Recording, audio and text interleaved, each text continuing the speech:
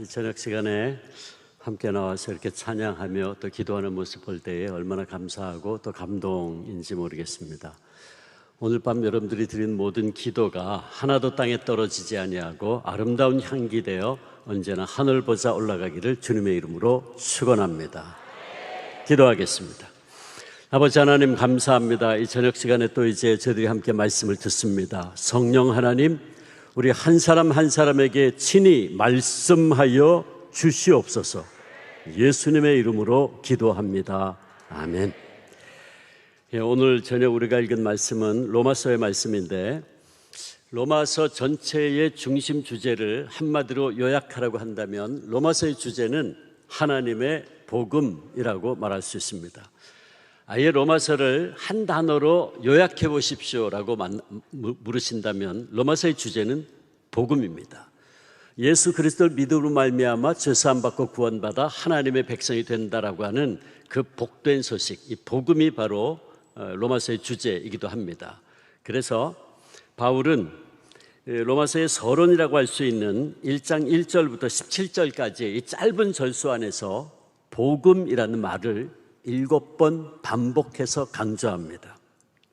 그리고 오늘 14절 말씀 보면 그는 그 복음의 빚진 자라고 고백을 합니다. 사실 바울은 복음 그 자체이신 예수 그리스도를 만나기 전에는 그리스도인들을 잡아서 박해하고 죽이던 사람이었죠. 바울 자신의 표현대로 하면 디모데전서 1장 13절 15절에 보면 그는 비방자요, 박해자요, 폭행자요, 죄인 중에 괴수였습니다. 그런데 하나님께서는 그의 이런 모든 불순종과 악행을 용서하시고 그를 주님의 제자로 삼아주셨죠. 다메섹 도상에서 부활하신 주님을 만나 뵙고 자기가 얼마나 놀라운 하나님의 사랑과 은혜의 빚진 자인가 하는 것을 깨달은 바울은 그때부터 복음의 빚진 자 되어 복음을 전하는 삶을 살게 됩니다. 그래서 그는 오늘 본문 15절에도 보면 이렇게 고백합니다. 그러므로 나는 할 수 있는 대로 로마에 있는 너희에게도 복음 전하기를 원하노라 고백합니다. 근데 여러분, 우리가 이 말씀을 다시 한번 생각해 보면 조금 이상한 점이 있습니다. 바울은 지금 로마에 있는 로마 교회 교인들에게 로마서 편지를 쓰고 있습니다. 로마 교회 성도들에게 지금 로마서를 쓰고 있는데 이야기하기를 인사가 끝나자마자 내가 너희에게 복음을 전하겠다는 거예요. 여러분, 이거 좀 이상하지 않습니까? 복음은 주로 누구에게 전하는 거죠? 복음은 안 믿는 사람에게 전하는 거예요. 근데 바울은 지금 믿는 자들의 무리인 로마 교회를 향해서 이 로마서를 쓰면서 인사가 끝나자마자 내가 너희에게 복음을 전하겠다는 거예요. 이상하죠? 왜 바울은 복음이란 주로 안 믿는 자에게 전하는 것이다라고 하는 상식을 넘어서면서 이런 얘기를 하고 있는 것일까? 우리가 이 문제에 대한 대답을 하기 위해서는 먼저 로마에 있는 너희들, 로마 교회에 있는 이 성도들, 로마서의 수신자, 이 너희가 누구인지를 알 필요가 있는데 그들이 어떤 사람이 있는가 하면 6절, 7절 보면 이런 말씀이 있어요.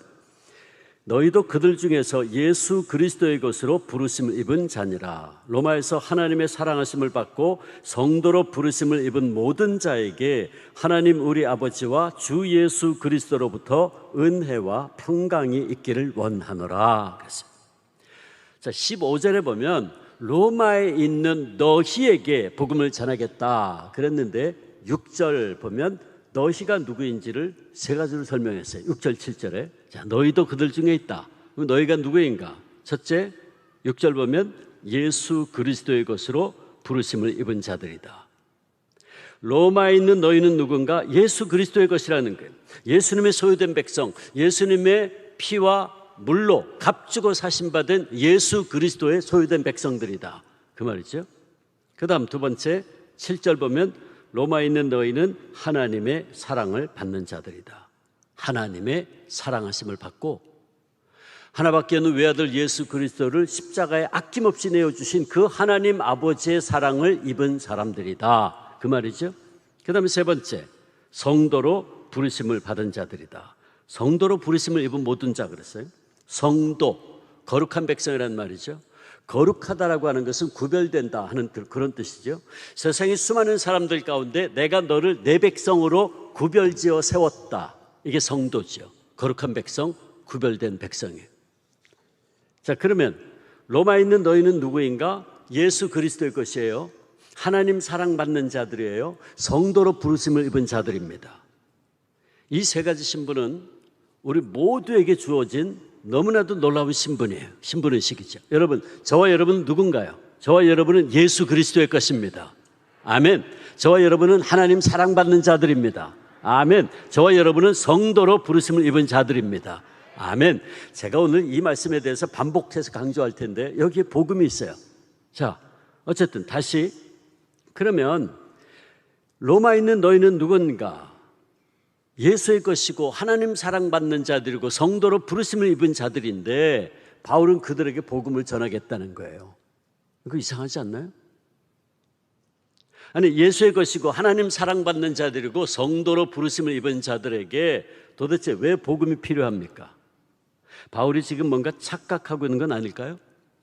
더군다나 오늘 본문 8절 말씀 보면 로마 교회 교인들은 그 믿음이 온 세상에 전파되어 있다 그랬어요. 그러니까 로마 교회 교인들의 믿음이 소문났다 그 말이죠. 그 믿음이 전파됐다 그랬어요. 그런가 하면 로마서 16장 19절 말씀에 보면 이런 말씀이 있어요. 바울이 말합니다. 너희 순종함이 모든 사람에게 들리는지라 그러므로 내가 너희로 말미암아 기뻐하노라. 바울은 지금 3차 전도 여행을 하다가 고린도에 있습니다. 근데 고린도에 있는데 로마 교회를 향해서 지금 로마서 편지를 쓰고 있는 거예요. 그런데 고린도에 있는 바울에게 소식이 들려오기를 로마 교회 교인들이 순종함이 있다는 소식이 들려왔다는 거예요. 행함이 있다는 거죠. 그게 고린도에 있는 바울에게 들려왔어요. 그러니까 바울이 내가 그 말을 들으니 참 기쁘고 감사하다 그랬어요. 그러면 보세요. 로마 교회는 믿음이 소문난 교회입니다. 행함도 소문난 교회였어요. 순종함이 소문난 교회였다고요. 그러면 도대체 보세요. 예수의 것입니다. 하나님 사랑받는 자들입니다. 성도로 부르심을 입었어요. 믿음이 소문났어요. 순종함도 소문났어요. 아니, 이렇게 신앙생활 잘하는 성도들 보고 왜 복음을 전하겠다는 겁니까? 이상하잖아요. 근데 바울은 심각하게 로마의 교인들에게 복음 전하기를 원했어요. 10절, 어떻게 하든지 이제 하나님의 뜻 안에서 너희에게로 나아갈 좋은 길 얻기를 구한다. 내가 너희에게 가서 복음 전하는 것이 하나님의 뜻이라는 거예요. 11절, 그러므로 너희 보기를 간절히 원한다. 13절, 형제들아 내가 여러 번 너희에게 가고자 한 것을 너희가 모르기를 원치 않는다. 내가 여러 번 로마에 가서 복음 전하기를 원했는데 아직 환경이 여의치 못해서 못 갔다는 거죠. 그러므로 마침내 15절, 나는 할 수 있는 대로 로마에 있는 너희에게도 복음 전하기를 원하노라. 어떻게 해서든지 너희에게 가서 복음 전하겠다는 거예요. 그러므로 바울의 이런 집요한 의지를 보아서 우리는 바울이 지금 뭔가 착각하고 있는 건 아니구나 하는 결론을 내릴 수가 있죠. 그렇다면 바울이 이렇게 로마에 가서 복음을 전하고자 했던 모습 속에는 분명히 무슨 이유가 있었을 터인데 그것이 무엇이었을까? 성경학자들이 이 문제를 가지고 굉장히 많은 논란을 했어요. 제가 성경 주석을 찾아보니까 대답이 10가지가 넘어요. 이 시간에 그 모든 내용을 다 제가 설명을 드리면 아마 많은 분들이 하나님의 사랑을 받게 될 것 같아요. 하나님 사랑하는 자에게 뭘 주신다? 잠을 주시는도다. 지금은 하나님 사랑받는 거 잠깐 도류해도 됩니다. 제가 다 설명 안 하겠습니다. 결론만 말씀드립니다. 근데 결론이 너무 간단해요. 너무 쉬워요. 아니, 너무 당연해요. 근데 우리는 이게 너무 당연하니까 그냥 잊고 지나고 있는 거 아닌지 모르겠어요. 거대한 문제가, 큰 문제가 아니에요. 대답은 뭐냐 하면 복음은 하나님을 알지 못하는 세상 사람들에게만 필요한 것이 아니라 이미 하나님을 믿고 있는 사람들에게도 여전히 필요하다는 것입니다. 로마에 있는 너에게 내가 복음을 전하겠다는 바울의 이 말은 복음은 로마 교회에 또다시 들려져야 된다라고 하는 말씀입니다. 복음은 믿는 자들에게도 계속해서 들려져야 된다는 거예요. 왜 그럴까요? 우리가 이에 대해서 대답하려면 또 잠시 로마 교회에 대해서 좀 알아볼 필요가 있어요. 로마 교회는 바울이 지금 고린도에서 로마 교회를 향해서 로마서를 쓰고 있을 당시에 로마에 있는 교회는 성경학자들의 말에 의하면 적어도 역사가 20년에서 25년은 되었을 것이다 이야기합니다. 누가 세웠나 모릅니다. 근데 성경학자들은 성경을 가지고 분명히 근거가 있어요. 제가 설명할 수 있지만 시간이 너무 많이 가서 그냥 결론만 말씀드리면, 바울이 지금 고린도에서 로마 교회를 향해서 로마서를 쓰고 있을 당시에 로마에 있던 교회는 이미 역사가 한 25년은 된 교회였다라는 것입니다. 그러므로 벌써 로마 교회 안에는 첫 믿음의 순수성과 첫사랑의 열정이 식어져가는 성도들이 나타나기 시작했다는 사실이에요. 이것이 로마 교회가 복음을 다시 들어야 했던 첫 번째 이유입니다. 게다가 로마는 유대인들과 이방인들로 구성되어 있는 헬라 지역에 세워져 있는 그런 교회에서 혼합 공동체였죠. 오히려 이방인들이 다수를 차지하고 있던 그런 교회였어요. 근데 문제는 이 두 집단 사이에 갈등이 생겼다 하는 거예요. 그 갈등은 뭐냐면 구원에 대한 서로 다른 신학적인 주장이었어요. 유대인 그리스도인들은 이방인 그리스도인들도 예수 그리스도를 믿는 것 외에 율법을 지켜야 된다라고 주장을 했어요. 그런데 이방인 그리스도인들은 아니야, 우리가 구원받는 것은 오직 예수 그리스도를 믿음으로 말미암아 구원받는 것이야. 그렇게 의견이 갈라졌어요. 근데 문제는 뭐냐 하면 로마 교회 안에 율법을 구원의 조건으로 내세우는 사람들이 나타나기 시작했다는 사실이에요. 이것이 로마 교회가 복음을 다시 들어야 했던 두 번째 이유입니다. 게다가 세 번째, 그 당시 로마는 전 세계 죄악을 다 모아놓은 그런 곳이었어요. 우상을 섬기고 성적으로 문란하고 타락이 극에 달해 있었고, 그러면서도 정치적으로는 전 세계를 지배하던 교만한 도시, 이게 로마였어요. 그래서 하나님을 하나님으로 알지 아니하고 온갖 죄악의 불꽃이 넘실대는 도시가 바로 로마였어요. 우리는 로마서 1장 18절부터 마지막 절까지 읽어보면 하나님을 믿지 않는 세상 사람들의 죄악된 모습이 쭉 설명되는 걸 보는데, 로마서 1장 28절부터 31절까지 보면 이런 내용이 나옵니다. 성경학자들은 이 모습이 그 당시 로마 사람들의 죄악된 모습이었다라고 이야기합니다. 거기에 보면 그들이 마음에 하나님 두기를 싫어하며 하나님께서 그들을 상실한 마음대로 내어버려 두사 합당하지 못한 일을 하게 했으니 어떤 일을 했나? 불의, 추악, 탐욕, 악의, 시기, 살인, 분쟁, 사기, 악독이 가득하고 수근수근하고 비방하고 하나님을 미워하고 능욕하고 교만하고 자랑하고 악을 도모하고 부모를 거역하고 우매하고 배약하고 무정하고 무자비하고 끝이 없어요. 그런가 하면 로마는 벌써 2000년 전에 동성애를 하고 있었어요. 로마서 1장 26절 27절, 여자들도 순리대로 쓸 것을 바꾸어 영리로 쓰며 그와 같이 남자들도 순리대로 여자 쓰기를 버리고 서로 향하여 음욕이 부릴 듯하며 남자가 남자로 더불어 부끄러운 일을 행하여 동성애를 했단 말이에요. 이렇게 로마는 전 세계 모든 죄악을 다 모아놓은 죄악의 진열장 같은 곳이었어요. 망할 수밖에 없었죠. 그러므로 그곳에 세워진 로마 교회는 유혹이 많았어요. 따라서 비록 로마 교회는 세워진 지 20년 혹은 25년이나 되었고 믿음과 순종이 소문난 교회였지만, 이런 여러 가지 이유로 문제가 많고 믿음이 흔들릴 가능성이 아주 많았던 교회였어요. 외적으로 그 당시 로마의 환경은 충분히 성도들에게 유혹이 많고 도전적인 상황이었죠. 그런가 하면 내적으로는 믿음과 율법의 문제로 인한 갈등이 있었어요. 또 많은 성도들 가운데는 첫사랑의 열정과 믿음을 잃어버리는 문제 등 여러 가지 이런 문제로 말미암아 로마 교회 성도들 가운데는 믿음이 흔들리고 있는 분들이 많이 나타나기 시작했습니다. 어떻게 알 수 있냐고요? 2000년 전에 로마 교회를 가보지도 않았으면서. 11절 읽어볼까요? 11절 같이 읽어봅니다. 시작. 내가 너희 보기를 간절히 원하는 것은 어떤 신령한 은사를 너희에게 나누어 주어 너희를 견고하게 하려 함이니. 자, 보세요. 우리가 어떤 믿음이 흔들림이 없는 사람, 아주 믿음이 튼튼한 사람 보고 야, 내가 네 믿음을 좀 굳세게 붙잡아 줘야겠다, 이런 얘기 할까요? 아니죠. 그러면 지금 바울이 이 말을 하는데 견고하게 해야 되겠다, 이건 무슨 말인가요? 뒤집어서 해석하면 무슨 뜻이에요? 로마 교회 성도들의 믿음이 지금 어떻게 되고 있다? 흔들리고 있다는 거죠. 흔들리고 있다는 거예요.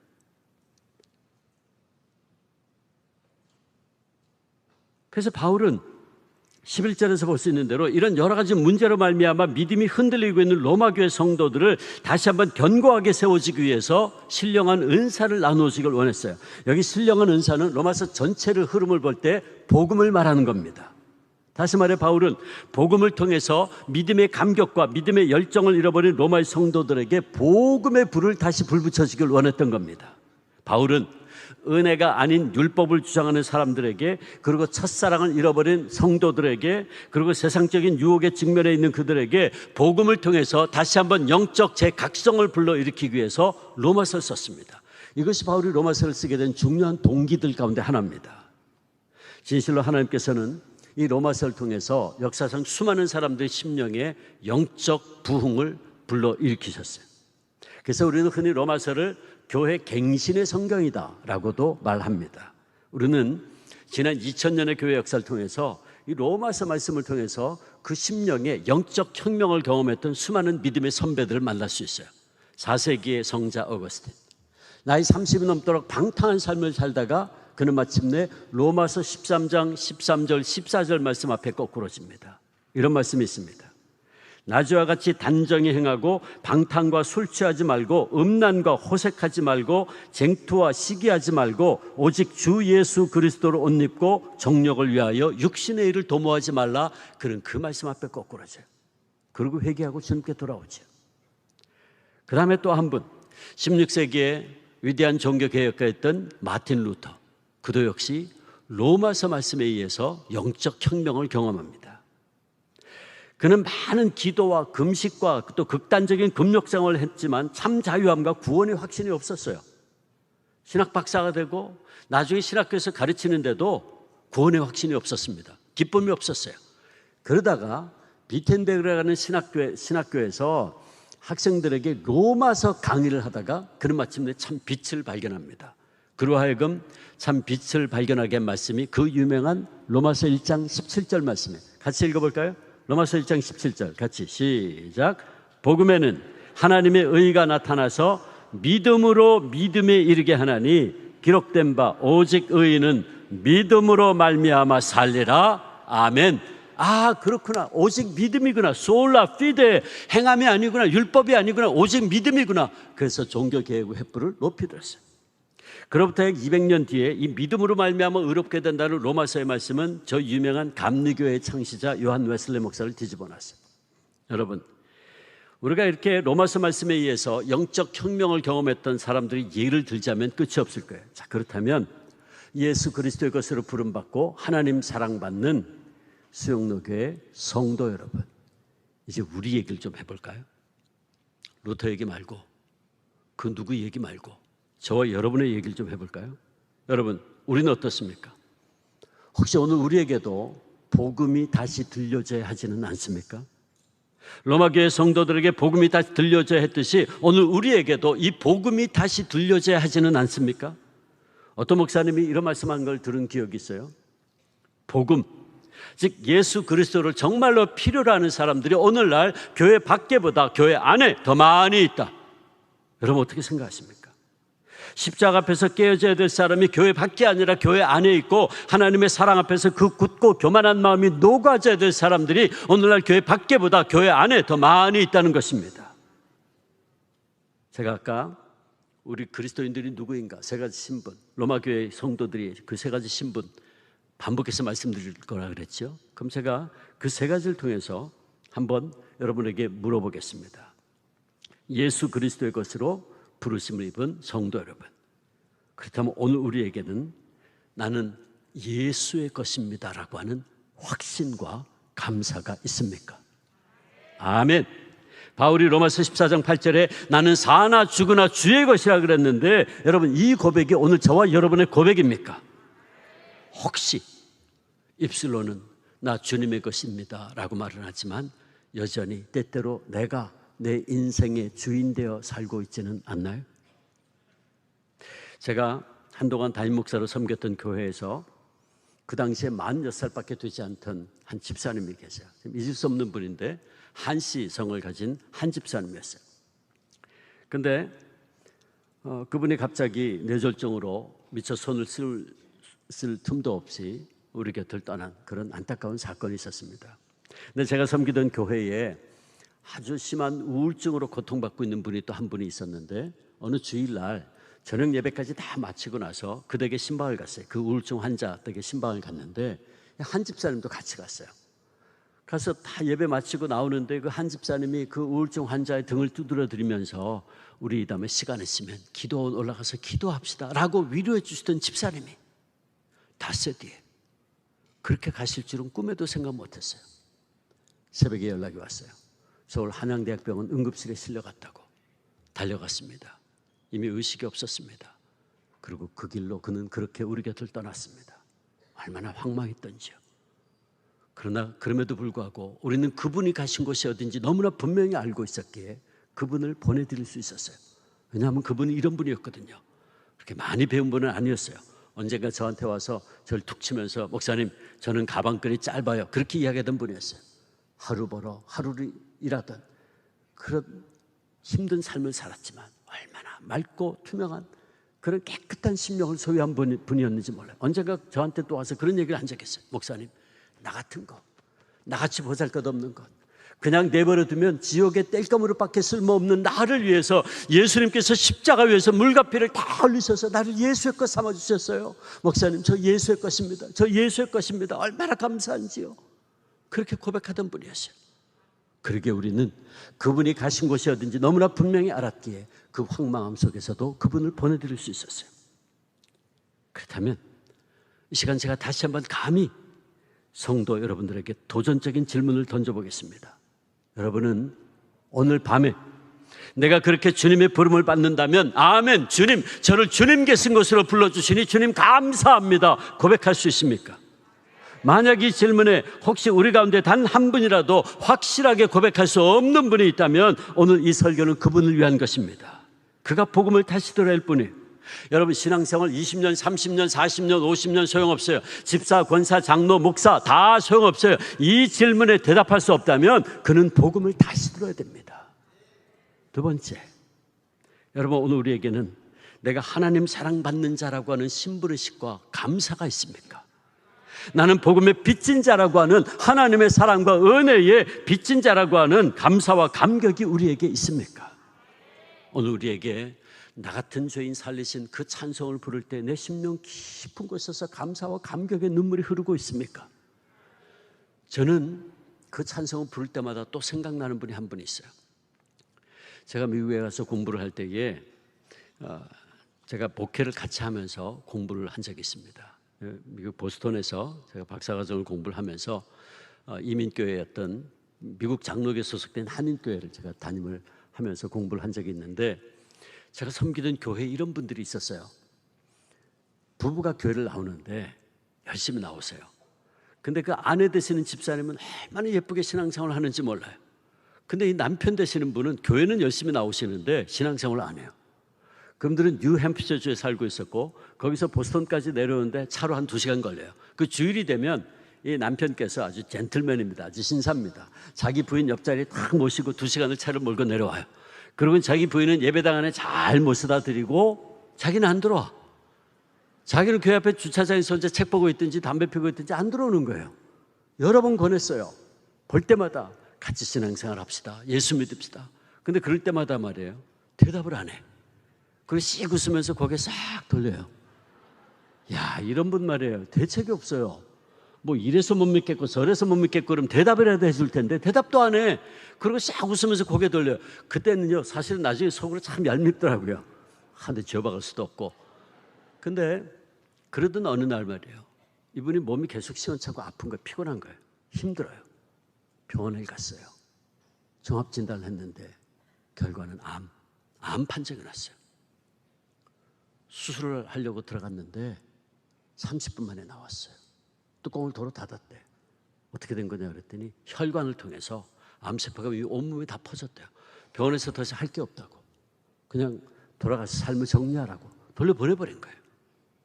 제가 그 소식을 듣고 그 다음에 이제 저도 일주일에 한 번씩 시간 내는 권사님 장로님들과 함께 2시간 차를 몰고 올라갔어요. 갈 때마다 예배를 드렸죠. 예배를 드릴 때마다 예수 그리스도의 복음을, 십자가의 복음을, 피의 복음을 전했어요. 그러던 어느 날 그날도 예배를 드려 올라갔는데 그분 가시기 약 한 달 전이었던 것 같아요. 예배를 시작하려고 그러는데 그분이 정색을 하면서 목사님, 제가 오늘 간증 하나 해도 되겠습니까? 하시라고. 첫 마디가 목사님, 저 이번에 수지 맞았습니다. 수지 맞았대요. 암으로 오늘 내일 하는 분이 수지 맞다니 무슨 소린가 싶어서 그게 무슨 말입니까? 그랬더니 그분 하는 말이요, 목사님, 저 그동안 나 잘난 줄 알고 나 똑똑한 줄 알고 제가 하늘 높은 줄 모르는 교만한 삶을 살았습니다. 제가 그 교만한 삶 살다가 죽어 영원한 지옥불에 떨어질 뻔했는데 이번에 제가 암에 걸려서 목사님과 여러분들 통해서 예수 그리스도의 복음을 전해 듣고 제 속에 영생이 맺습니다. 얼마나 감사한지요. 목사님, 저 이제 제가 갈 곳이 어딘지 너무나 분명히 알았습니다. 저 수지 맞았습니다. 그 얘기를 하는 거예요. 저는 그분이 그렇게 대단한 분인지 몰랐어요. 물론 그분하고 여러 번 대화하는 가운데 그분이 원자력공학으로 PhD 한 분이었어요. 원자력공학계통의 전문가라는 건 알고 있었지만 나중에 그분 가시고 난 다음에 장례 예배를 드리는데 그분이 일하던 그 미국인 그 회사에서 회장이 와가지고 조사를 하면서 말이에요. 너무너무 아깝다는 거예요. 너무너무 안타깝다. 그러면서 하는 얘기가 그분이 그 당시에 손대고 있던 그 분야가 미국 내에서도 10명 손꼽는다. 10명. 전문가였어요. 어렸을 때 아주 어렸을 때 이민 갔대요. 신동이라고 하는 얘기를 들으면서 자랐다는 거예요. 그 자기 분야의 최고의 권위자가 됐어요. 근데 그가 그날 그렇게 얘기한 거예요. 목사님, 저 그동안 나 잘난 줄 알고 나 똑똑한 줄 알고 제가 하늘 높은 줄 모르는 교만한 삶을 살았습니다. 제가 그 교만한 삶 살다가 죽어 영원한 지옥불에 떨어질 뻔했는데 이번에 제가 암에 걸려서 주님 만나고 제 속에 영생이 맺습니다. 얼마나 감사한지요. 저 수지 맞았습니다. 그 얘기. 그러고는 찬송 하나 불러도 되겠습니까? 부르시라고. 305장. 나 같은 죄인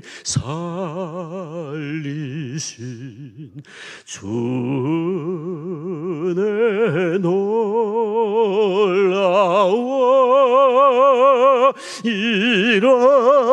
잃었던 생명 찾았고 광명을 얻었네. 그 찬송을 눈물 흘리며 불러요. 저희들은 그날 그 찬송을 정말 기쁨에 감사의 눈물을 흘리며 그 찬송을 불렀던 기억이 있어요. 하나님 사랑받는 성도 여러분, 묻습니다. 오늘 우리에게는 죄로 말미암아 죽어 마땅한 나를 십자가의 보혈로 씻어주시고 하나님의 자녀 삼아주심에 대한 감사와 감격이 내 심령 속에 있습니까? 만일 저와 여러분의 심령 가운데 이 감사의 눈물이, 이 감격의 눈물이 메말라 있다면 바로 저와 여러분이 복음을 다시 들어야 될 사람들이에요. 이상하게도요, 오늘 우리 한국교회 안에 보면 믿음 생활 오래 한 분들일수록 그 싸늘하게 식어버린 신앙, 예수님은 온데간데 없고 율법적인 신앙으로 두꺼워지고 반들반들해진 얼굴을 하고 앉아있는 모습 봐요. 특별히 저처럼 모태신앙 가진 분들 가운데 보면 그런 분들이 꽤 있어요. 여러분, 모태신앙이 뭐죠? 어머니 뱃속부터 교회 다닌 친구들. 그런데요, 꼭 교회에서 좀 찬양대도 봉사하고 좀 선교도 좀 열심히 하고 교사도 좀 하고 좀 철학기도도 열심히 나오고 좀 열심히 합시다. 아무리 그래도 아니에요 목사님, 저 시간 없어요, 저 못해요. 못해 도망다니는 사람들 보면 모태 신앙 가진 사람들이 많아요. 제가 잘 알아요. 제가 그랬거든요. 참 안타깝죠. 왜 저렇게 관심이 없을까? 왜 저렇게 움직이기 어려울까? 염려되고 안타까운 분들 보면 공통점이 하나 있는데 하나같이 예수 믿는 지 오래된 분들이 많아요. 어머니 뱃속에부터 수십 년을 교회 출석하고 신앙생활을 했어요. 이제는 집사도 되고 권사도 되고 장로도 되고 목사가 됐는데 그래서 자기는 다 안다고 큰 소리 쳐요. 그런데 순종하지 않아요. 행하지 않아요. 아무리 피를 불어도 춤추지 않습니다. 노래 부르지 않아요. 그 심장에 주님의 뜨거운 보혈이 말라버렸어요. 감격을 잃어버렸어요. 눈물이 메말라버렸어요. 그렇다면 이게 웬일입니까? 웬일입니까? 복음의 뜨거운 열정으로 예수 그리스도 이름만 들어도 눈물이 흐르고 내 심령 깊은 곳에서 감사와 감격이 넘쳐 흐르는 심령이 시간의 흐름에 따라 이렇게 차가운 돌덩으로 변하고 있다면 이를 어떻게 해야 됩니까? 이거 누구 탓입니까? 목사님 탓입니까? 교회 탓입니까? 아닙니다. 내 탓이요, 내 탓이요, 내 탓입니다. 내 마음이 변한 겁니다. 내 마음속에 은혜를 잃어버린 겁니다. 그런데도 믿음이 좋은 줄 알아요. 복음을 다시 들어야 됩니다. 세 번째, 우리는 하나님의 부름받은 거룩한 백성, 왕같은 제사장임을 기억하며 살고 있습니까? 여러분, 성도가 뭐라고요? 거룩한 백성. 거룩한 백성 뭐라고요? 구별된 백성. 오늘 우리는 성도로서의 구별된 삶을 살고 있느냐 하는 말입니다. 참 안타까운 것은 오늘 많은 그리스도인들이 예배당 안에서 예배드리고 찬송하고 기도할 때는 성도인 것 같은데 교회 문 밖에만 나가면 성도인지 아닌지 구분이 안 돼. 똑같이 싸우고 거짓말하고 시기하고 욕하고 말이야. 갈등하고 미워하고. 참 안타깝죠. 오늘 한국교회가 안 믿는 사람들로부터 개독교라고 하는 손가락질을 받고 있어요. 왜 이렇게 됐습니까? 믿는 사람들이 안 믿는 사람들하고 다를 게 없는 거예요. 성도, 거룩한 백성, 구별된 백성이어야 돼야 되는데 아까 기도할 때 그 기도하셨잖아요. 말로는 안 됩니다. 이제 우리가 삶이 바뀌어야 되는데 그 교인들 보고 안 믿는 사람 말은 잘한다 그랬어요. 말은 잘하는데 삶이 안 따라가는 거예요. 말과 행동이 달라요. 정말이지 세상 사람들과는 구별되게 살라고 성도로 부름받은 우리가 어쩌다가 이렇게까지 되었는지, 오늘 우리에게는 나는 정말 구별된 자라고 하는, 나는 성도라고 하는 자의식이 있는 겁니까? 만약 그렇지 않다면 저와 여러분은 복음을 다시 들어야 돼요. 여러분, 그래서 예수 그리스도의 십자가의 복음은 또다시 우리에게 들려져야 돼요. 아니, 계속해서 들려져야 돼요. 제가 한 번은 그런 일이 있었어요. 제가 우리 조한장로교에 10년 전에 부임을 했는데, 제가 조한장로교에 부임하기 전에는 서울에 있는 장로의 신학대학교에서 16년 동안 제가 교수 사역을 한 적이 있습니다.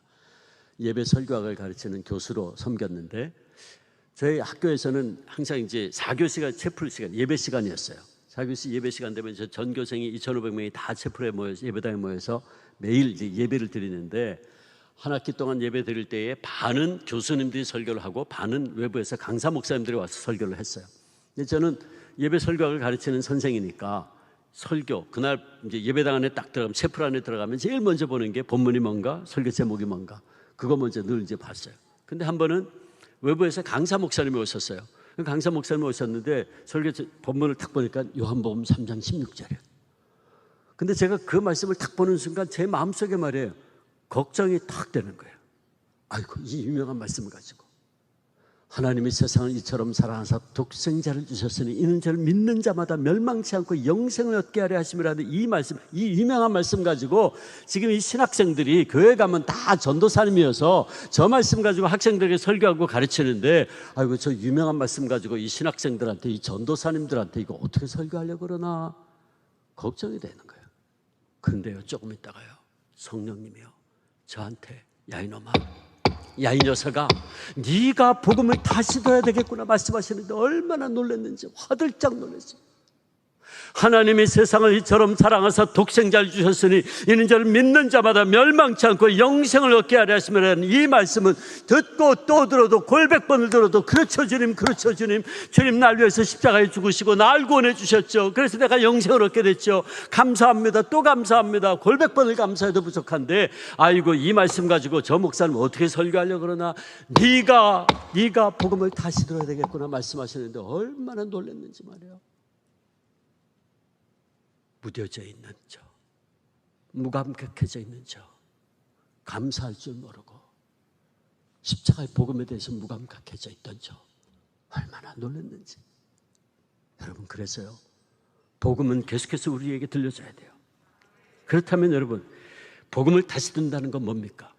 복음을 다시 듣는다는 건 뭐예요? 제가 지금까지 말씀드린 이 세 가지를 늘 묵상하세요. 늘 감사하세요. 그게 복음을 다시 듣는 거예요. 첫째, 내가 누구인가? 나는 예수님께서 날 위해서 십자가에서 물과 피를 다 흘리셔서 내가 주님의 것이 되었다는 사실을 늘 생각하세요. 늘 감사하세요. 늘 묵상하세요. 이것이 복음을 다시 듣는 거예요. 나는 누굽니까? 나는 예수의 것입니다. 여러분 누굽니까? 여러분 더 이상 여러분의 것이 아니에요. 내가 내 인생의 주인이 아닙니다. 우린 예수 그리스도의 소유된 백성입니다. 예수님께서 피로 값주고 사신 받은 예수 그리스도의 소유의 고린도전서 3장 23절 너희는 그리스도의 것이요 그리스도는 하나님의 것이니라. 고린도전서 6장 19절 20절 너희는 너희 자신의 것이 아니라 값으로 산 것이 되었으니 그런즉 너희 몸으로 하나님께 영광을 돌리라. 아멘. 고린도전서 7장 23절 너희는 값으로 사신 것이니 사람들의 종이 되지 말라. 아멘.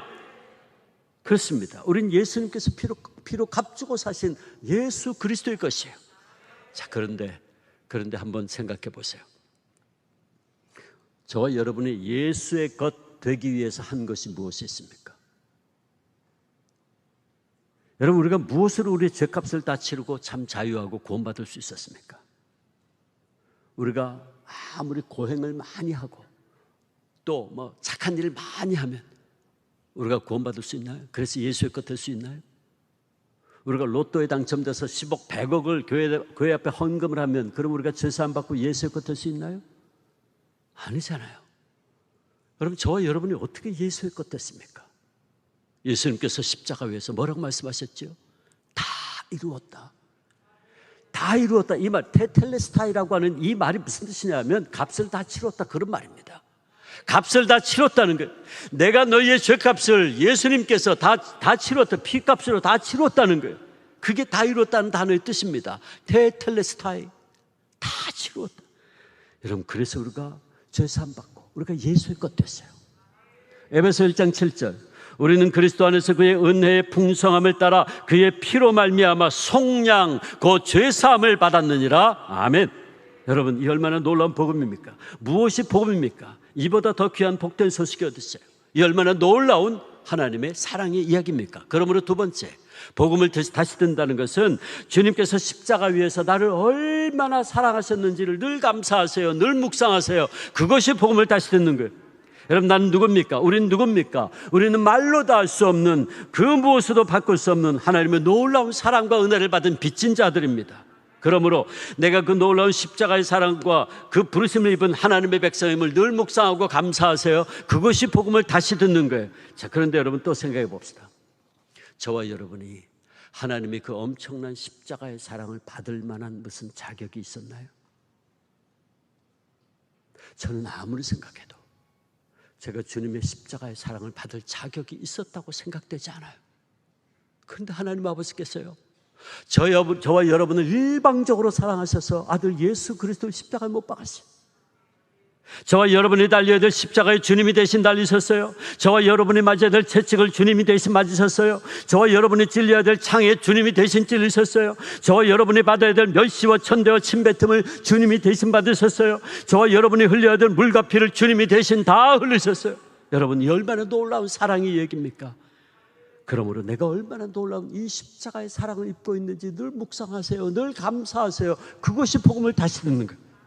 세 번째, 내가 하나님의 거룩한 성도임을 늘 순간순간 기억하세요. 감사하세요. 나는 누굽니까? 저와 여러분은 하나님의 거룩한 백성이에요. 왕같은 제사장들입니다. 물론 우린 여전히 연약해요. 그래서 또 넘어져요. 또 실수해요. 또 죄를 져요. 저도 마찬가지예요. 그리고 그럴 때마다 사탄은 우리를 비난합니다. 우리를 공격하지요. 그것 봐. 야, 그러고도 네가 성도야? 그러고도 네가 집사야? 그러고도 네가 권사야? 그러고도 네가 목사야? 난 네가 무슨 텐지 다 알고 있어. 사탄은요, 우리를 그렇게 비난해요. 공격해요. 근데 여러분, 하나님 아버지는 그렇게 말씀하지 않아요. 아버지는 우리에게 이렇게 말씀하세요. 사랑하는 아들아, 사랑하는 딸아, 너는 내 것이야. 내가 바로 너의 그 연약함 때문에 그 연약함을 위해서 내 아들을 십자가에 못 박은 거야. 그리고 너를 내 것으로 수많은 사람들 가운데서 내 백성으로 너를 구별지어 세운 거야. 그리고 내 아들 예수의 피는 너의 과거에 지은 죄, 네가 지금 연약하게 짓고 있는 죄, 앞으로 지을지도 모르는 죄 다 용서하고도 남음이 있어. 네가 고백하기만 하면 내 아들 예수의 피는 너의 모든 죄를 씻고도 남아. 그러므로 누가 말해도 넌 내 것이야. 너는 거룩한 내 백성이야. 너는 왕같은 제사장이야. 주님은 왜 그렇게 말씀하세요? 베드로전서 2장 9절 너희는 택하신 족속이요 왕같은 제사장들이요 거룩한 나라요 그의 소유가 된 백성이니. 아멘. 여러분, 그래서 우리가 성도가 되어진 겁니다. 그래서 우리가 왕같은 제사장이 된 거예요. 이것이 복음이 아닙니까? 무엇이 복음입니까? 내가 값없이 예수의 것이 되었다는 것, 내가 하나님의 사랑받을 자격이 있는 것이 아닌데도 나를 무조건적으로 사랑해주신 하나님의 그 은혜, 수많은 사람들 가운데 내가 남들보다 잘나고 똑똑하고 가진 건 많지 않지만 그런데 나를 거룩한 하나님의 백성으로 삼아주심, 이것이 바로 복음 아닙니까? 여러분, 그러므로 우리가 계속해서 이 사실들을 감사하고 묵상해야 돼요. 이것이 복음을 다시 듣는 겁니다. 우리가 늘 이렇게 복음을 계속해서 들을 때에 은혜가 메말라 병들어버린 우리의 심령 위에 은혜의 담비가 또다시 내리게 되죠. 그리고 말라 비틀어진 내 심령이 하늘에서 쏟아져 내리는 은혜의 담비를 맞고 다시 한번 소생하는 기쁨과 감격이 되살아날 수 있습니다. 그래서 또다시 주 예수 그리스도의 이름만 들어도 눈물이 흐르고 내 심령 깊은 곳에서 감사와 감격이 넘쳐나고 마침내 바울처럼 복음을 전하지 않으면 견딜 수 없는 심령이 되는 겁니다. 여러분, 여기 복음의 빚진 자된 심령으로 죽어서 살아가는 부모님을 예수님께 인도한 한 초등학생의 이야기가 있습니다. 이 아이는 초등학생이었지만 정말 빚진 자된 심령을 소유한 아이였어요. 근데 이 아이의 부모님은 예수님을 믿지 않았습니다. 이 아이는 그 사실이 너무 안타까웠어요. 예수님을 나만 믿어서는 안 되는데, 엄마도 믿어야 되고 아빠도 믿어야 되는데 늘 그 생각했어요. 그래서 엄마 보고 예수 믿자고 졸라댑니다. 주일이 되면 아빠 보고 교회 가자고 졸라댔어요. 근데 엄마 아빠는 그 아들이 그렇게 하는 것이 단지 귀엽고 예쁘기만 했어요. 그래서 늘 그래 너 먼저 나가, 엄마 아빠는 이 다음에 시간 있으면 갈게, 적당히 넘어갔어요. 그러던 어느 날 너무나 가슴 아프게 이 아이가 학교에서 집으로 돌아오다가 교통사고를 당합니다. 그리고 주님 품에 안겼어요. 부모의 슬픔은 이루 말할 수가 없었죠. 하루는 이 아빠가 죽은 아들이 사용하던 방에 들어가서 아들의 유품을 하나하나 만져봅니다. 도저히 버릴 수가 없습니다. 아이가 입던 아이의 땀냄이 나는 옷도 만져보고, 아이가 읽으며 즐거워하던 동화책도 만져보고, 아이의 손때가 묻어있는 장난감도 만지면서 쓰리고 아픈 가슴을 적시고 있었습니다. 그러다 문득 이 아빠가 노트를 하나 발견합니다. 그리고 그 노트를 펴본 아빠는 기절할 것 같이 놀라고 맙니다. 왜냐하면 거기에는 이 아들이 죽기 이틀 전에 쓴 이런 기도문이 적혀 있었어요. 이 아들이 기도의 형식으로 일기를 쓴 거예요. 하나님, 우리 엄마 아빠 꼭 예수 믿게 해주세요. 하나님, 엄마 아빠가 예수 믿기 위해서 내가 죽어야 한다면 나는 죽어도 좋아요. 내가 죽어서라도 엄마 아빠 예수 믿게 해주세요. 이 아이는 그렇게 기도하고 있었습니다. 이 아빠는 아들이 유언과도 같은 기도문을 읽다가 충격을 받습니다. 후회합니다. 예수를 믿는다는 것이 이렇게도 중요한 것이었던가? 예수를 믿는다는 것이 이렇게 생명까지 내놓고 내가 믿어야 했던 일이었던가? 마침내 이 아빠는 그 자리에서 무릎을 꿇습니다. 자신의 그만을 하나님 앞에 회개하기 시작합니다. 그리고 아들이 그렇게도 원했던 예수 그리스도를 주님으로 영접하는 고백 기도를 합니다. 아들의 생명과 자신의 구원을 맞바꾼 셈이 되고 말았어요. 여러분, 이야기는 실화입니다. 이야기의 주인공 이 아빠는 지난 4반세기 동안 전 세계 수많은 대학 청년들을 주님 앞으로 인도했던 대학생 선교의 CCC 국제본부 부총재의 이야기입니다. 여러분, 오늘 우리에게 이 어린아이의 복음에 빚진 자 된 간절한 심령이 있습니까? 여러분 주변에 아직 하나님 아버지를 알지 못하고 예수 그리스도의 이 십자가의 사랑을 알지 못하는 분들이 있죠. 지금 이 시간 생각나는 얼굴, 생각나는 이름 있죠. 근데 그 이름, 그 얼굴 생각할 때 가슴이 안타깝지 않습니까? 가슴이 아프지 않습니까? 그렇다면 저와 여러분은 복음을 다시 들어야 돼요. 저와 여러분은 복음을 다시 붙잡아야 돼요. 저는 제 심령이 메말라지고 기도의 문이 막힐 때마다 늘 되새기는 명상이 한 가지 있어요. 그것은 일제시대 때 신사참배를 반대하시다가 감옥에서 순교하신 주기철 목사님. 주기철 목사님은 저희 친할아버님이기도 합니다. 저는 주기철 목사님의 아들의 둘째, 셋째 아들의 아들입니다.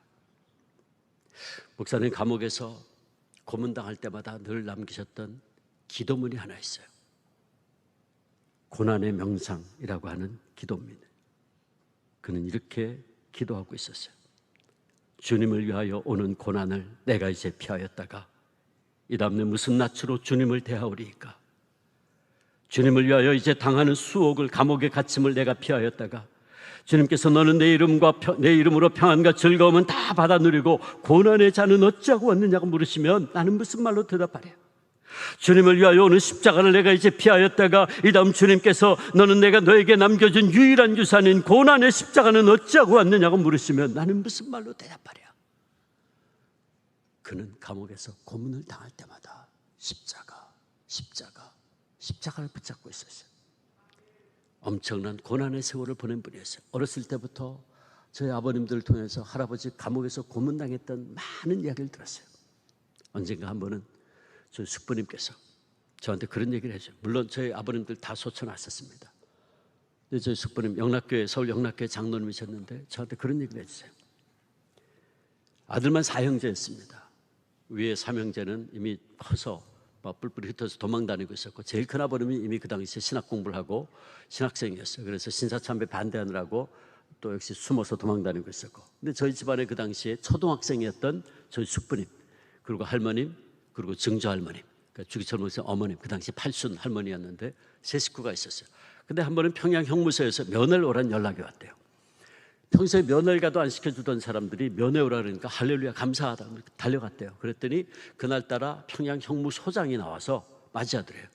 그러면서 하는 얘기가 그동안에 주 목사님 너무 고생을 해서 자기들이 이제 목사님을 풀어드리기로 결정했다 그러더래요.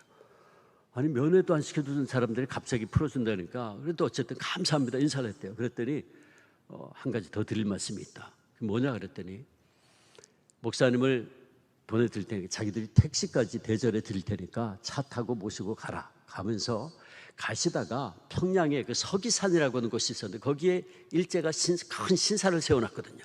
일본 조상신 섬기는 그 신사를 세워놨는데 목사님 거기 가시다가 차에서 내릴 필요도 없습니다. 차 창문만 조금 내려가지고 목사님 그냥 고개만 까딱 해주시면 됩니다. 그럼 보는 사람들 없으니까 목사님 체면도 서고 또 목사님도 한 번 정도 까딱 해주셔야 자기들도 체면 서고 서로 좋은 게 좋은 거니까 그렇게 합시다 그러더래요. 저희 할머니께서 그 얘기를 듣자마자 이런 자에 거절했어요. 그렇다면 모시고 나가지 않습니다. 그랬더니 그래 어디 봅시다. 그러더니 지하실로 데리고 내려가더래요. 그 당시 평양 형무소는 면회소가 3층에 있었습니다. 3층에 있었대요. 근데 그날은 지하실로 데리고 내려가더래요. 이상하다 싶었지만 면회시켜 준다니까 같이 내려갔대요. 근데 저희 숙부님 얘기가 조그만 방에 차가운 시멘트 바닥에 앉아서 기다리라 그러대요. 어둑어둑한데 저희 숙부님 보니까 그 옆에 큰 유리문이 있더래요. 유리문이 있는데 큰 문이 있는데 그 건너편이 방이더래요. 방인데 저희 숙부님 보니까 희미한 누런 등이 한 두어 개 켜져 있는데 가만히 보니까 그 안에요 검도가 있고 몽댕이가 있고 밧줄이 있고 뭐 이상한 것들이 있대요. 그게 평양 형무소 지하 고문실이었어요.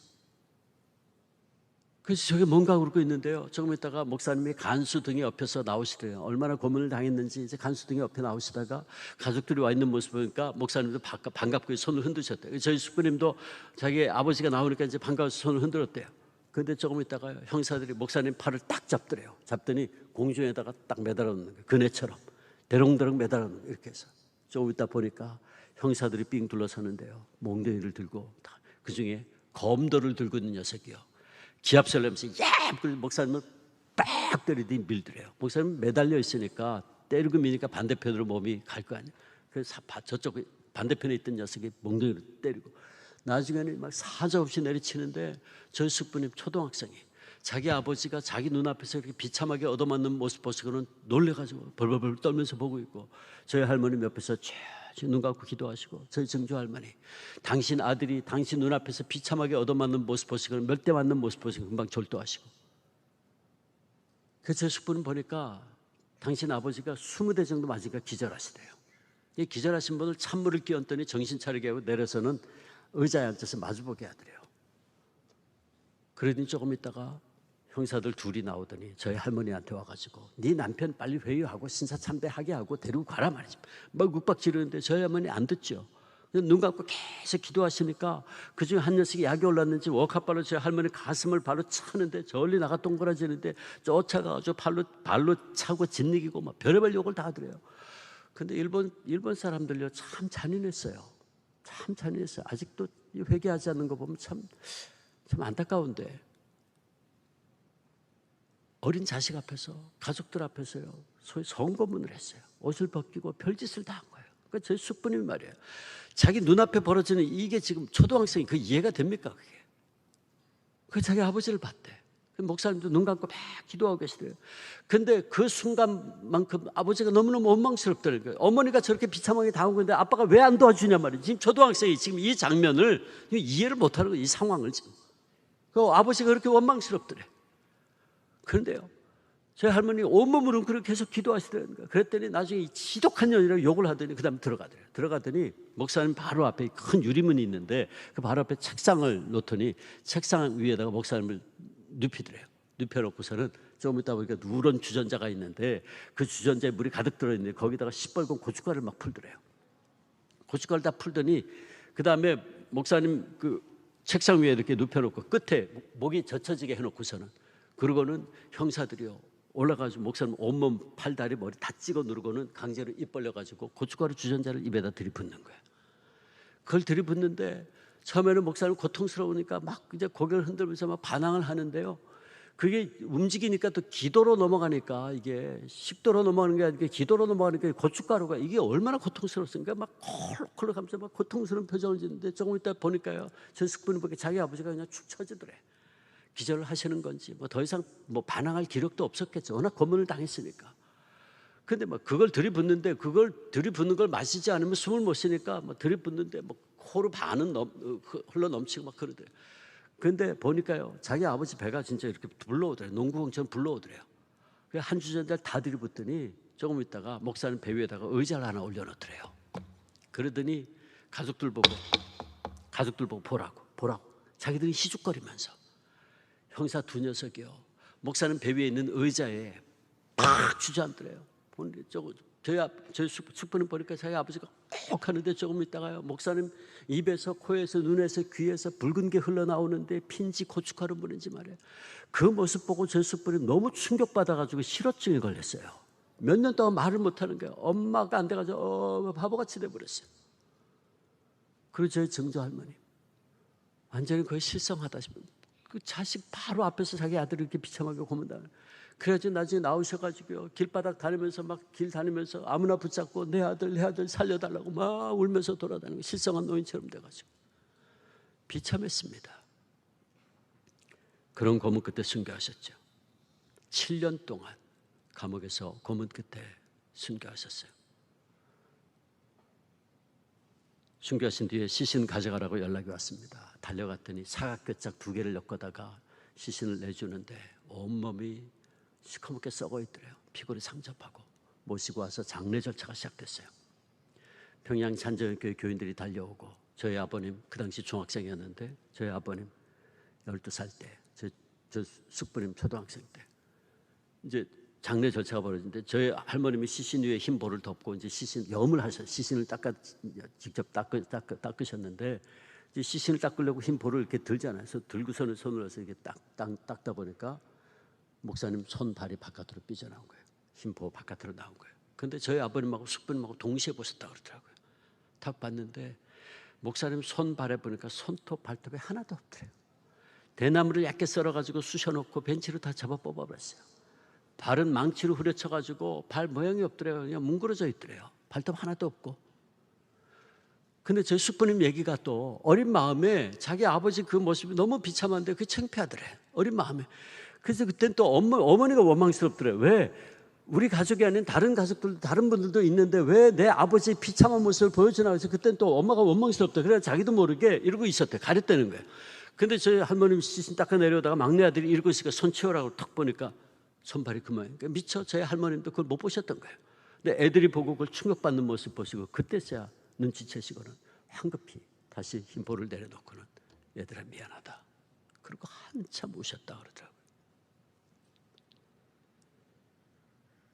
여러분, 주 목사님 어떻게 이런 모진 고문 속에도 끝까지 견디고 승리할 수 있었을까요? 제가 어렸을 때부터 들어온 주기철 목사님, 저희 할아버님은 오늘 뭐 한국교회가 이야기하는 것처럼 강인한 순교자, 초인적인 순교자 주기철이 아니었어요. 제가 저희 아버님 통해서 들은 주기철 목사님은 저와 여러분과 똑같은 연약한 인간이었어요. 한 번은 저희 아버님이 저한테 그런 얘기 해주셨어요.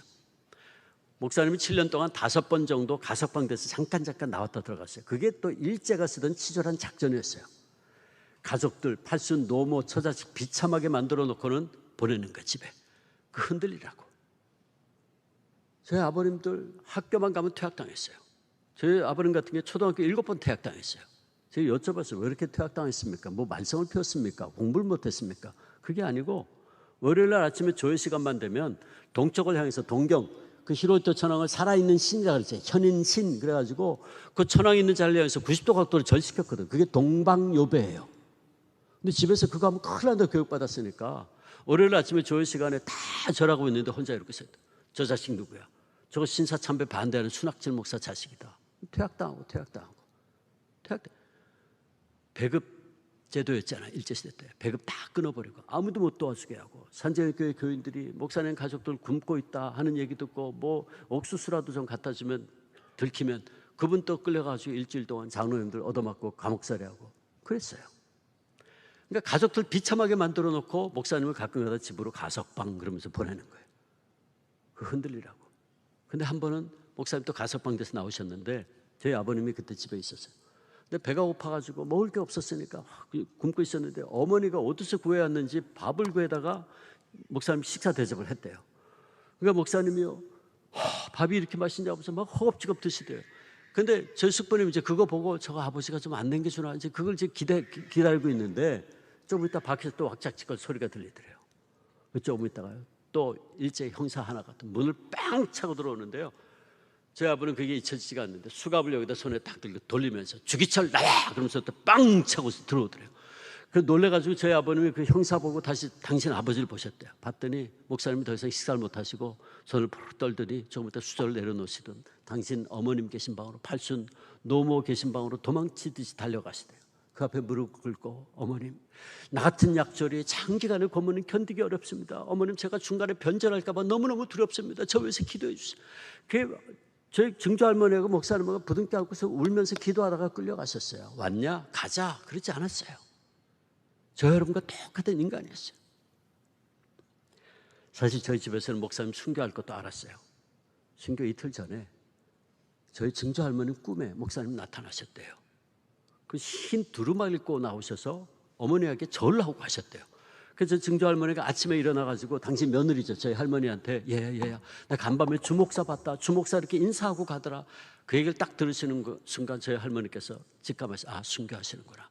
1944년 4월 21일 밤 9시에 순교하셨는데 오전에 달려가셨어요. 면회 날짜 아니었지만 달려가셨대요. 그랬더니 오후 4시경에 겨우 면회를 시켜줬는데 목사님 마지막으로 만나고 그래서 저희 할머니께서 목사님에게 목사님 남기실 말씀 없습니까? 3가지 말씀하셨어요.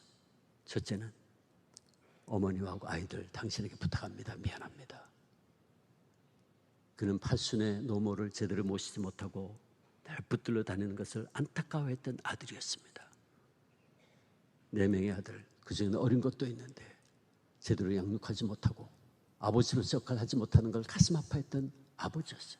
필부였다고요. 그리고 2번째 남긴 말씀이 내 주님 앞에 가면 조선교회를 위하여 기도하리이다. 내 하나를 밀알되기를 원합니다. 그래서 조선교회를 위해서 기도하겠다. 그러고 들어가시는데 저희 할머님 너무 섭섭해서 그래도 또 하실 말씀 없습니까? 간수등 옆에 들어가시다가 뒤를 돌아보시면서 여보 나 따뜻한 숭늉 한 사발 마시고 싶소. 그가 남긴 마지막 말이었습니다. 그는 평양의 그 추운 겨울 영하 20도 내려가는 감옥 안에서 따뜻한 숭늉 한 사발을 그렇게 먹고 싶어 했던 연약한 인간이었어요. 그렇게 연약했던 인간이 어떻게 그 모진 고문을 견디고 승리할 수 있었을까요? 여러분, 그것은 인간의 힘과 인간의 의지로 할 수 있는 일이 아니었어요. 그것이 바로 십자가의 복음의 능력이었어요. 그는 고통 속에서도 계속 십자가의 복음을 붙잡고 있었어요. 고문을 당할 때마다 십자가의 복음을 붙잡고 있었다고요. 주님을 위하여 오는 고난을 내가 이제 피하였다가 이 다음 내 무슨 낯으로 주님을 대하오리까? 주님을 위하여 이제 당하는 수혹을 내가 피하였다가 주님이 너는 내 이름으로 평안과 즐거움은 다 받아 누리고 고난의 자는 어찌하고 왔느냐고 물으시면 나는 무슨 말로 대답하랴? 주님을 위하여 오는 십자가를 내가 이제 피하였다가 이 다음 주님께서 너는 내가 너에게 남겨준 유일한 유산인 고난의 십자가는 어찌하고 왔느냐고 물으시면 나는 무슨 말로 대답하랴? 그는 고문을 당할 때마다 십자가의 복음을 붙잡고 있었어요. 그래서 복음의 빚진 자된 심령을 소유할 수 있었고, 그러기에 그 모든 고문과 고난을 견딜 수 있었던 거예요. 로마서 1장 16절, 복음은 하나님의 능력이 됨이라 그랬어요. 복음은 하나님의 능력입니다. 십자가의 복음이 그로 하여금 그를 견딜 수 있게 도와주었던 거죠. 제가 이 말씀하고 마치겠습니다. 한 번은 저희 아버님부터 그 얘기를 해주셨어요. 할머님께서 면회를 가셨는데 면회 날짜가 되면 늘 가셨대요. 근데 면회를 안 시켜줘도 그냥 늘 가셨대요. 근데 어느 날은 면회를 갔는데 면회를 시켜주더래요. 그 들어갔어요. 들어갔는데 목사님 나와서 앉자마자 간증을 하셨는데, 여보, 나 간밤에 주님 만났어. 그러시대요. 주님 만났다 그러죠. 어떻게 된 거냐 그랬더니 한 달을 잠을 안 자면서 고문을 하는데 견딜 수가 없더래요. 그러다가 마침내 감방으로 돌아와서 쓰러져 누워있는데 누군가가 목사님 부르더래요. 주기철. 처음에는 간수가 또 부르는 줄 알고 또 부르나? 근데 또 주기철 그러대요. 이상한 느낌이 들었대요. 세 번째, 주기철. 누구십니까? 겨우 몸을 돌려보는데 예수님 슬픈 얼굴로 서 계시대요. 그러고는 하시는 말씀이 너마저 날 버리겠느냐 그러시대요. 너마저 날 버리겠느냐. 그때가 아마 1938년 제27차 대한예수교 장로회 총회가 평양에서 열렸을 때, 그때 이미 천주교, 감리교 모든 교단들 다 신사참배에 무너졌거든요. 장로교가 끝까지 남았었어요. 그때 38년 27차 대한예수교 장로회 총회 때 전국 목사 장로들 모여 총회하는데 신사참배는 우상숭배가 아니고 국민의례입니다 결의하고 27개 노회장이 대표로 평양 신사에 가서 90도 각도로 절했어요. 그게 그 당시 매일신보에 대문짝만하게 실려있어요. 역사 사진이 있습니다. 그때 신사참배 반대하는 목사들 미리 감옥에 다 가뒀거든요. 아마 그때 주님 나타나신 것 같아요. 너마저 날 버리겠느냐? 너마저 날 버리겠느냐? 그때 목사님, 아닙니다 주님. 아닙니다 주님. 주님 날 위해서 십자가에서 물과 피를 다 흘리셨는데 내 어찌 주는 모른다고 할 수 있겠습니까? 아닙니다 주님. 아닙니다 주님. 그는 그렇게 고백했다 그래요. 사랑하는 수영교회 성도 여러분, 우리는 진정 우리의 심령에 다시 한번 부흥이 임하기를 원하십니까? 여러분, 그러려면 우리 모두 다시 태어나야 돼요. 우리 모두 다시 감격해야 되고 잃어버린 구원의 감격을 회복해야 돼요. 그러려면 십자가의 복음을 다시 붙잡아야 돼요. 십자가의 복음이 뭡니까? 저와 여러분 누가 말해도 예수의 것이에요. 예수님께서 그 귀한 물과 피를 다 흘리심으로 우리가 예수의 것이 되었다고요. 여러분, 저와 여러분 누가 뭐래도 놀라운 십자가에서 그 하나님의 사랑을 받고 있는 사람들이에요. 누가 뭐래도 우리는 하나님의 거룩한 백성, 택한 백성, 왕같은 제사장들이에요. 그리고 이 은혜는 우리 모두에게 거저 주어진 하나님의 은혜입니다. 여러분, 이 은혜, 이 복음을 우리가 붙잡고 살아야 돼요. 이 시간 주님께서 저와 여러분에게 묻습니다. 사랑하는 성도들아, 너는 예수 믿는다는 이름은 가지고 있는 것 같은데 구원의 기쁨은 어찌했느냐? 네가 처음 날 만났을 때 날 사랑한다고 고백하며 울었던 그 첫사랑의 눈물은 어디다 다 쏟아버렸느냐? 주님의 음성이 들리십니까? 오늘 저와 여러분의 대답은 무엇입니까? 이 시간 다 일어났습니다. 다 일어나서 우리 찬송 305장 찬송하겠습니다. 305장 찬송하고 우리 결단의 기도하겠습니다. 나 같은 죄인 살리신 주 은혜 놀라워.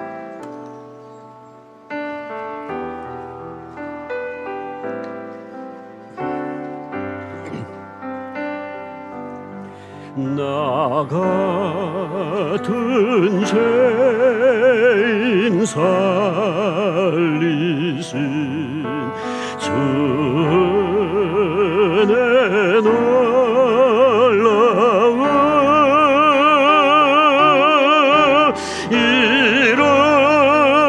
잃었던 생명 찾았고 광명을 얻었네.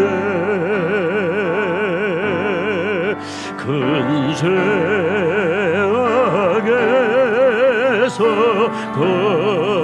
건지신 주의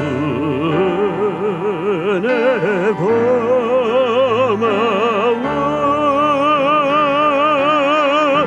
나 처음 믿은 그 시간 귀하고 귀하다.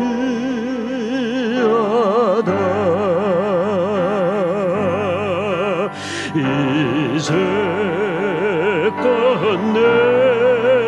내가 산 것도 주님의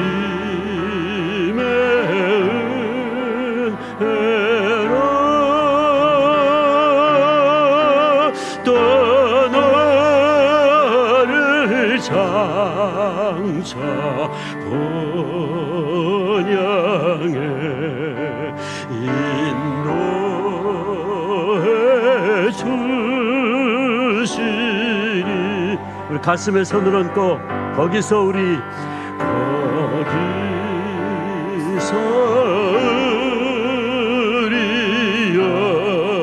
영원히 주님의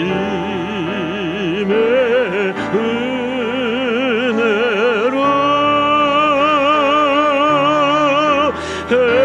해처럼 밝게 살면서 주 찬양하리라.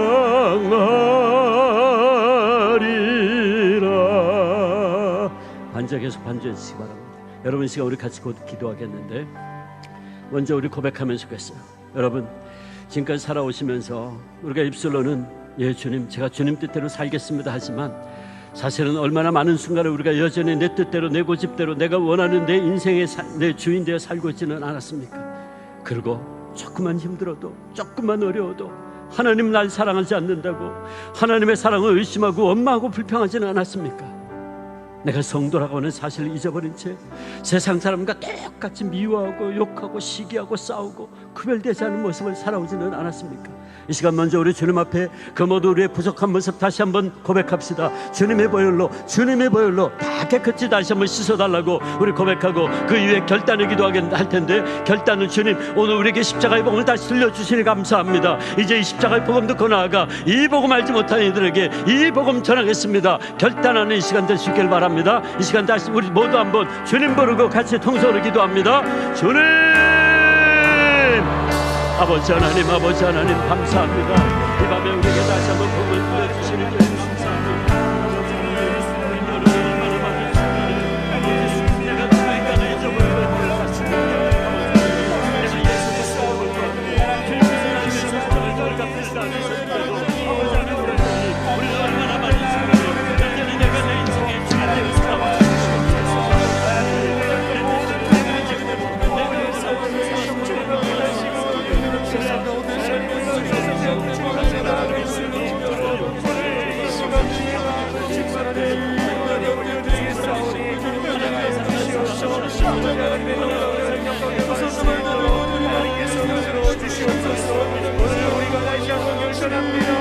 이 시간 우리가 다시 한번 주님께 우리의 마음을 올려드립니다. 하나님의 귀한 은혜와 주님의 소원하오니 아버지 하나님